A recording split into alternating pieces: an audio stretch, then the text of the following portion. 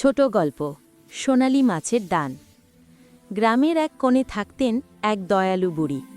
তার ছোট্ট কুঁড়ে ঘরটির সামনে ছিল রঙিন ফুলের বাগান। একদিন ভোরে বাগানে পানি দিচ্ছেন, হঠাৎ ঝিলমিল আলোয় ভেসে উঠল একটি বিশাল সোনালী মাছ। বুড়ি ভয় পিছিয়ে গেলে মাছটি নরম কণ্ঠে বলল, মা, আমাকে মুক্ত করেছ, তাই তোমার জন্য এক উপহার আছে। মাছটি বুড়ির হাতে লাফিয়ে উঠল, আর তার পেট থেকে টুপ টুপ করে ঝরে পড়তে লাগল সোনালি দানা।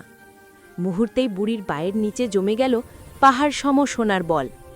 বুড়ি বিস্মিত হয়ে বলল, আমি তো কিছুই করিনি।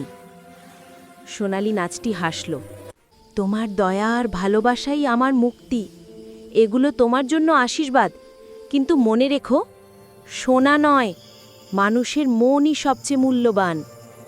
এ কথা বলে মাছটি আবার ঝিলমিল আলোয় মিলিয়ে গেল। বুড়ি সেদিনের পর থেকে সোনার লোভে নয়, মানুষের উপকারে জীবন কাটাতে লাগলেন। তার